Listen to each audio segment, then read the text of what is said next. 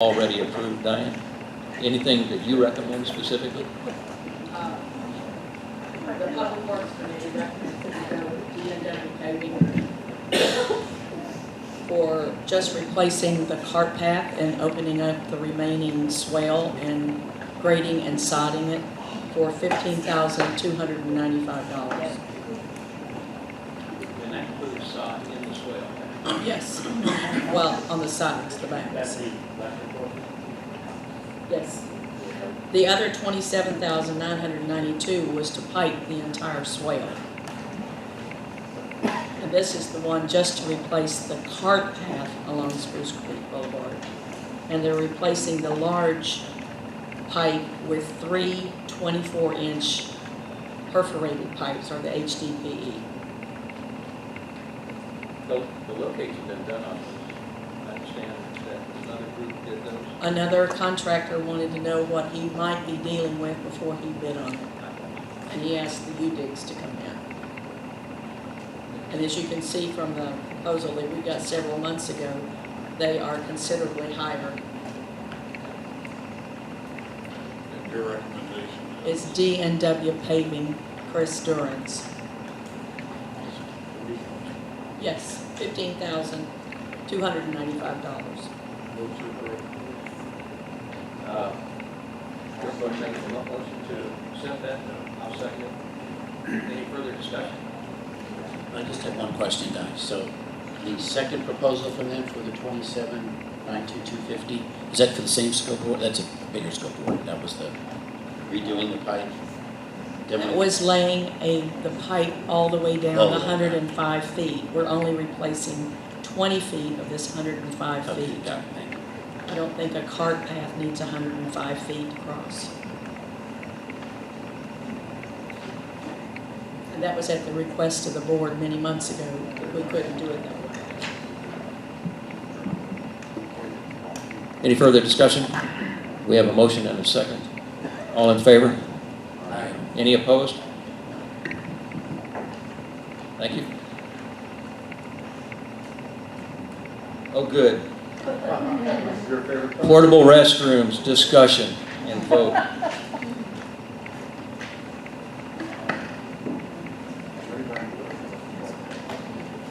Sure. Oh, you mean out here? No, there's. I asked Randy to canvass the association to see what folks felt about the porta potties. The responses we got, Randy, were included in here. Yes, sir. There are about what, 8 of them? Yes.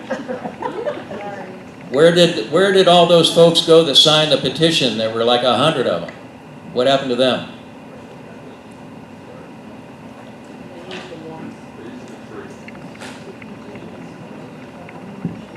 I would like to see us keep one small one, because they do get used. Now, my granddaughter had her first experience with a porta potty over there, and her comment was, "Ooh." So they do get used. I mean, I don't think there's enough use for 2, and I don't know that we need a handicap one, but I would like to see one. And on your 8 responses, Randy, a lot of those people live across the street and they don't have a mile to walk to get home. So, but I would like to see us keep one of those. Personally. Okay, yeah, I'll make that a motion. We keep one and downsize it to a small one. I'll second the motion. I have something to say, please. Yes, ma'am. In order to keep with the ADA, you need to keep a handicap accessible. If you're going to have one, keep one handicap accessible and that's it. You only need one and make it a handicap. See, that's what's the great thing about this association. People take care of us. Thank you. Oh, come on, Dennis. So we have a motion and a, did we get a second? So we need to modify it. Then I'll second the modification. We'll modify the motion to acknowledge that we're going to be removing one of the porta potties and leaving a handicap accessible porta potty there for the time being.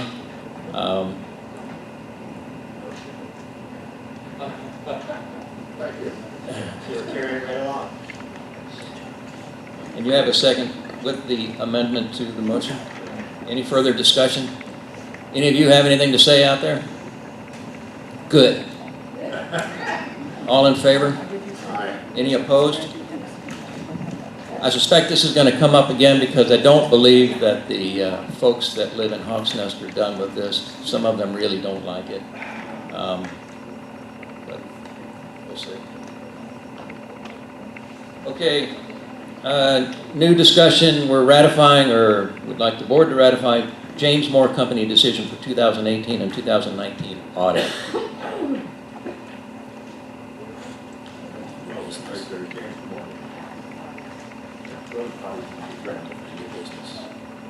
I'll put that in the form of a motion.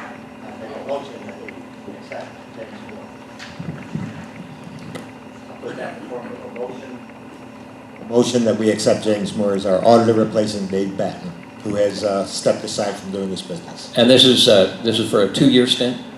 Right, we get a fixed price for 2 years instead of higher pricing, which was the market. Very good. The same price No, Batten was much less, but it is less than anybody else in the open market right now. So we're getting a fair price. I'll second the motion. Any further discussion? No, I just asked Dennis what the price was for the record. I think it was 11 per year. Randy, was at 11,000, up from 8,000 or something? No, it was higher. It was 12,000 up from 8,000. It's considerably higher than it's More in line with. better than the market. Market fitness.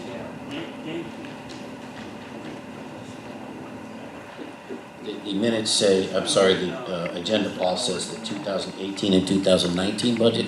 Should that be 2019, 2020? No, we're doing the 18. We're doing the 18, okay, yeah. I had the same thought. Any further discussion? All in favor? Aye. Any opposed? An agreeable board, thank you.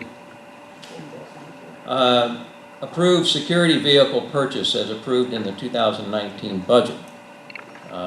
This budget for 2019 includes $25,000 for a new vehicle for security. The only question I have, Randy has made it clear to me about the shape of the trucks that we have right now, minus the one with the deer hit.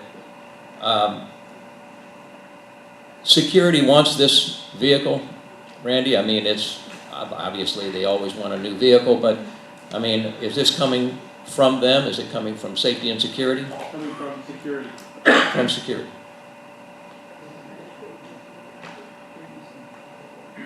I know. So they're using Public Works' truck at this point? Inasmuch as this was in the budget, I will make the motion that we I make the motion that we go ahead and acquire the truck as identified by Randy. Any other discussion? Mike is seconding that, Betsy. I just have a question. Do we have an idea what kind of vehicle, and do we do an analysis of purchasing the vehicle versus leasing? It's in your package. Yeah. Did anybody look at a lease instead of a purchase? No. No tax, Advantage. whatsoever. As many miles as we put on a security truck, I That think wouldn't we work. would release. Yeah, it wouldn't be a good idea. Okay. Thank you.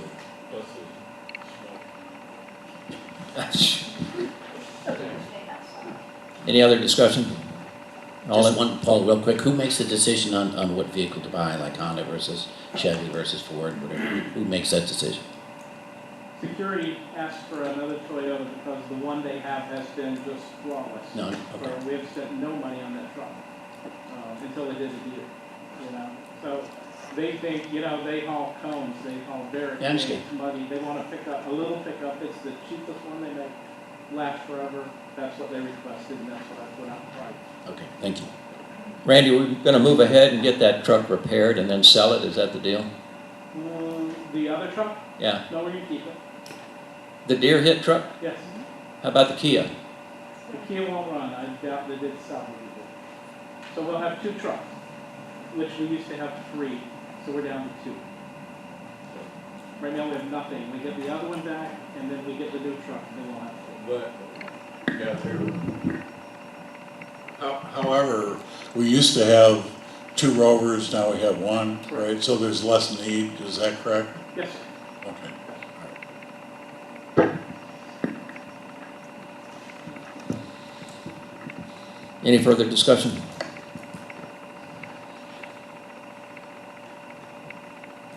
I think we ought to be buying a truck.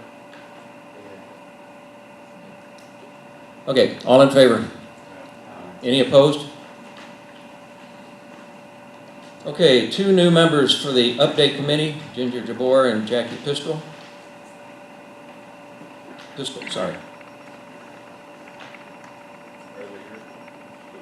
Yeah. Are those 2 individuals here this evening? Working on the magazine, are they? I think Barbara was delighted to have these 2 decide to step in and to assist. I have no reason to assume that we wouldn't do this. Yeah.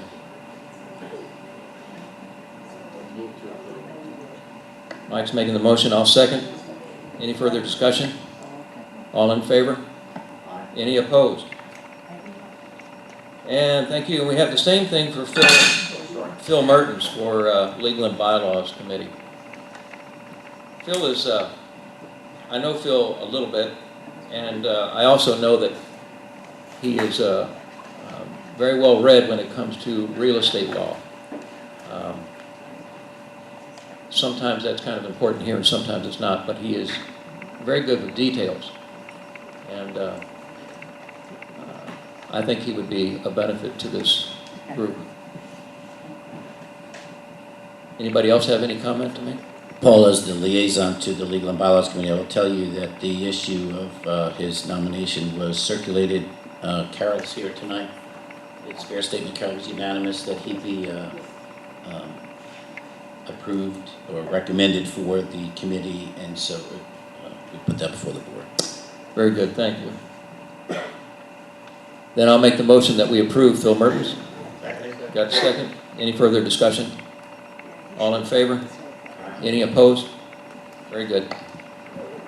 And the last thing on the agenda is to ratify the 2019 committee roster. We have a couple that would like to speak to that. Before we do so, I'll make the comment that we do have a couple of changes on that roster. We had a couple of changes last year on this roster, and I suspect that next year we'll also have a couple of changes on these rosters. This is not a pleasant business. It is not. Yeah. Okay. It is. It's something that we do in the fall in an effort to solicit opinion and advice on the efficiency and the output of their groups and their rosters.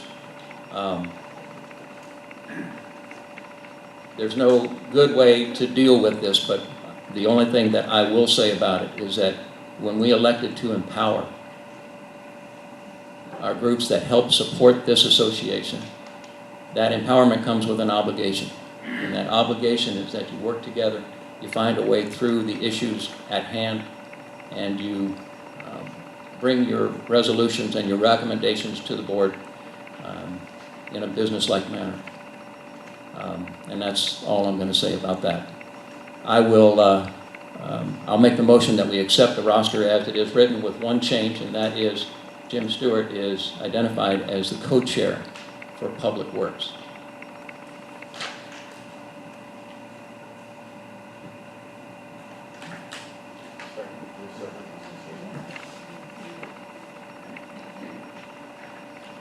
Any further discussion? I have a question. What is the policy for electing committee chairs? Is the committee chair elected by the committee members? If someone's a committee chair and doesn't want to be committee chair anymore, who then, what's the policy or process towards electing a committee chair? It's the process of the individual committee. The first meeting they have after the board election whoever they want to. So after tonight's, for example, board approval of these committees, but I see these committees already identify a chair. And so that's what I would like. Public Works held their meeting on February the 4th after the board meeting, or the board election. And it was decided we would do a co-chair rather than one single person co-chair. And Paul, does that happen for each committee? The committees got together and voted for a chair? Yep. And that's what's being proposed to the board tonight? No, that's not. The roster changes that are in place here were some changes to the roster members. The chairs are not being changed. No, I understand that. My question is, do the chairs ever change, and do the committee members know that they can elect chairs? Oh, yes, There's yeah. election every year. They do have elections. Okay. You know, there are 18 people who are not on the committees that were prior year. Can you speak Yeah. up in there? Should be noted that there are 18 people who are not going to be on committees who were on prior years. And so, prior years meaning last year? Correct. And those, 18 have been removed from those committees. well, the only people who can remove anybody from committees is this board. Committee chairman is the right. That's a committee chair could recommend that no one's here, but the board's the only one who can make the removal. Approve the committee members, not necessarily approve the removal. The board approves the committee members as submitted by the committee chair. Our bylaws provide that the board appoints committee members and the board replaces committee members. The board is the only power under our bylaws that can remove committee members. They can recommend committee members be removed to the board. We make that decision, which we're doing tonight. I will say this. Board members seldom go to all of these meetings. How would you vote if you were asked about your opinion about whether or not a member on any of these groups should be removed or not? Are you asking me that question? Or I'm asking the board. Any board? Yeah. We would probably interview the committee chairperson or the committee members if there was a major shakeup in a committee. And that's precisely what I solicit in October of every year and again in November of every year, is the idea that if we have an issue, one that is becoming an impediment or an issue to the functionality of a particular group, I expect to hear about that. It is virtually impossible to engage the board at that particular point. I do understand what our bylaws say. We appoint roster members. I recognize the obligation that the board has for the reversal of that. But the reality is that dragging this out in a public forum when there is a problem that comes to me in the fall of each year that needs to be addressed for the following year, I don't see what the benefit is of getting board opinion and board vote on matters like this when it is of little use to anybody involved. As I said, this is not a pleasant thing to do. Nobody likes to do this. I certainly don't like doing this. But I'm not going to ask the chairs to adjust their rosters. They're volunteers too. We're all volunteers. But somebody has to do something when there is an issue. I did it when this board came in. I did it the following year, and I'm doing it this year. Well, Paul, I think you're right. If you're hands-on here and you're presented with an issue as the president working for the board, you have to bring that to the board's attention. If a special meeting of the board is needed, we would do that. So as I understand it, there's a change that's happening in these committees. And certainly we can't have committees that don't function. I mean, Diane's committee, for example, I come in here on Thursdays when I'm here, or coming in for the board when you have your meetings, and they're intense, Mondays, I'm sorry, you're intense meetings. And they have to function properly and orderly, But if there is a problem, there's a procedure that's followed for the problem.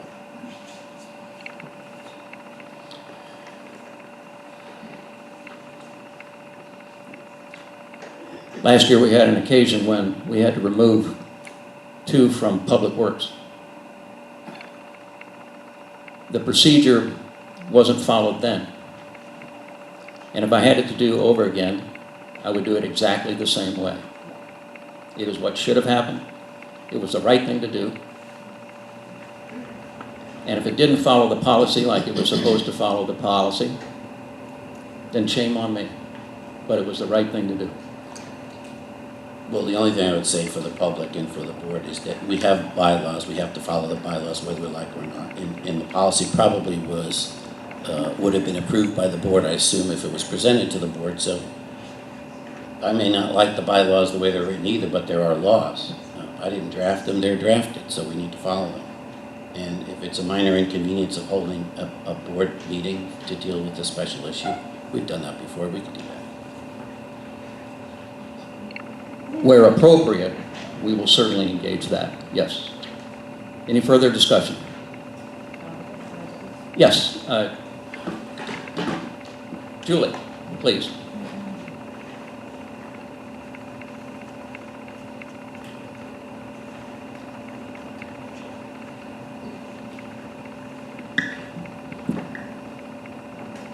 I'm Julie Schloss. Can everybody hear me okay? First of all, I'd like to thank the board for everything that they do, and thank you for running again, all of you. Your efforts are appreciated by all of us. I happen to be one of the 18 that won't be serving on one committee, and by the way, there's a liaison, a board member liaison for every committee. To say that there is nobody at the board that's in on these meetings is a little bit inaccurate, because there is somebody in there from the board that can give additional feedback. Before the board takes its vote, I want everyone to know that on January 8th, President Brevard sent Jan Duntz and me an email removing us from the Budget and Finance Committee. The action contemplated by this president has nothing to do with Jan's and my performance on the Budget Committee. As committee members, we've done our best to look after the financial interests of the community by making sure that expenses are classified correctly, ensuring that expenses, especially those not requiring board approval, are scrutinized, and if necessary, bring those matters to the attention of the board through our treasurer. Lastly, we assist in the formulation of the annual budget, suggesting cuts or additions based on information gathered throughout the year, and ask for more explanation when appropriate to understand the requirement fully. Most importantly, we have insisted on the transparency of all expenses. This not only assures accurate bookkeeping, but it also ensures the solid management of all budget-related information for this and future boards. If there was dysfunction or lack of cohesiveness in our committee, we were completely unaware. The chairman nor the president has ever spoken to either of us of this concern. Did the president ever suggest to the chairman that he address the particular issues or query the committee about solutions to this problem that we didn't even know existed? Aside from the chairman, we've asked the other 2 members of our committee, and they were truly surprised by this action and unaware of any problem with dysfunction or lack of cohesiveness in our committee. True, our committee can have healthy, constructive discussions. Even Jan and I don't always agree on issues, but that doesn't make our meeting or this committee dysfunctional. It makes us a healthy committee comprised of people with different perspectives, skills, and experiences. If this dismissal from the committee had anything to do with our qualifications, our performance, or our behavior during committee meetings, I would not be standing here before you tonight. The fact is that it has nothing to do with any of those factors. It has everything to do with the president and the chair not taking initiative to finding solutions to the perceived problem, one which was never communicated to us before. This is not the way to treat your volunteers, and it certainly doesn't come close to any standards of good employee relations. President Brevard is asking you to take a vote, hopefully separate committee votes, which is what you did last year, to remove 2 solid volunteers from a committee without any attempt to find other solutions. I'm asking you to do what's right for the community and most importantly, the Spruce Creek volunteers. Thank you, Julie.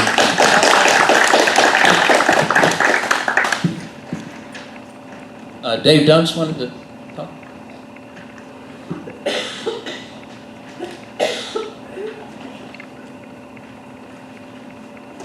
My name's Dave Dunce. Stand back here. Can you hear me okay? Would you repeat your name, please? Dave Dunce. My wife Jan is one of the two people that are on the Budget and Finance Committee that is being fired from the committee. There's two issues here. One is the procedure followed when a person on a committee is found necessary to be removed. In this particular case, there was no discussion or ever an inkling at any of the Budget and Finance Committee meetings that there was an issue. Everybody worked together fine. The chairman did not make an issue of anything, nor did the chairman speak with my wife or Julie about any specific problem. Then, we get out of the blue, a bolt out of the blue, this email from Paul saying, you're off the committee because in the first email, you had to phone in for the meetings.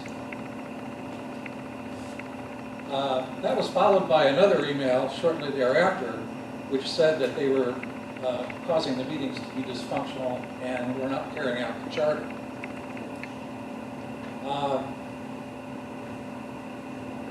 In the meanwhile, Jan sent an email to the chairman of the committee, Alan, saying, what's going on? He never replied. This is a hell of a way to treat volunteers. It's very disrespectful, especially two volunteers that have a strong budget background. Julie was your treasurer for several years.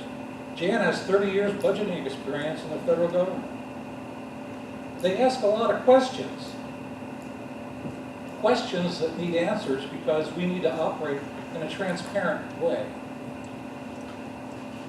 Frankly, Paul, I still don't know what the issue is, specifically. But let me move on to the second concern that I have, other than the procedure by which they were unceremoniously disposed. The second concern is the role that they're supposed to play in the committee is basically one of asking questions. In order to build a budget, each committee comes to the board, or comes to the Budget and Finance Committee and presents their budget for the following year, because we have a yearly budget.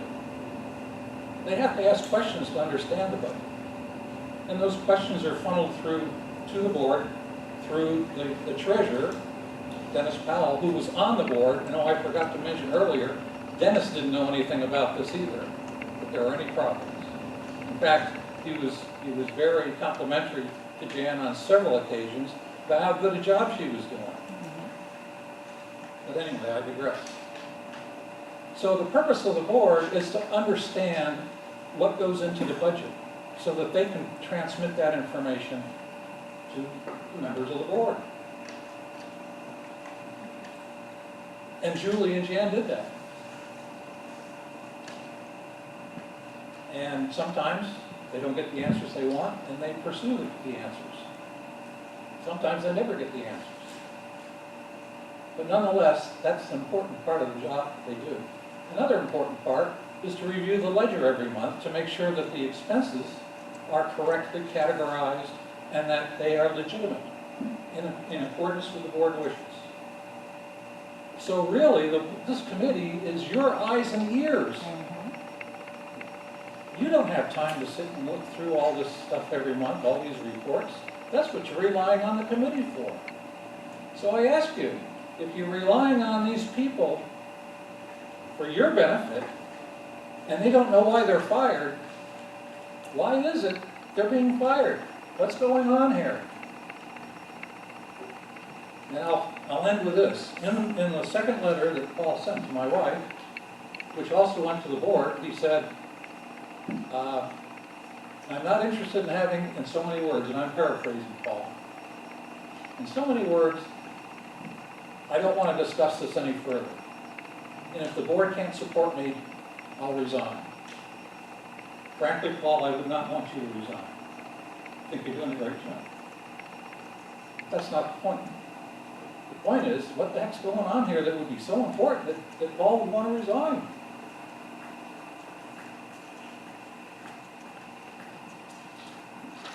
Thank you. Thank you.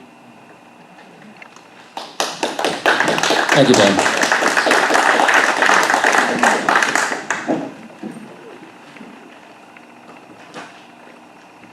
As you can see, this is not an easy topic. Can No, we but- hear from the committee chair as to why he wants to remove these people? I don't think we need to get into that at this point. I think we do. I think we I, can. I disagree. I think this is an open forum for this citizens to have answers to something this important. I think Budget and Finance is probably, if not after Diane's committee, one of the most important committees that we have. If there's a reason for people to be let go, then we should hear that reason. I don't like black boxing things. If someone is not serving the community properly or causing disruption, then they should go. And if that's what's being said here, then the people who are being accused of that, just like anybody who's accused of anything, should have the right to know why they're being let go. And so I think in this open forum, that's a reasonable request. If Alan refuses to do that, then so be it. But it's certainly a reasonable request. I think the fact of the matter is that the reason why Alan or any other chair doesn't want to get involved in this sort of thing is because they're not being paid for it. This is a business. This is not about, how can we expect Alan to stand up and fire somebody off of their group, off of their roster, when we know, Called leadership. if there is a failure here, the failure would be that Alan didn't control his committee. That would be the failure.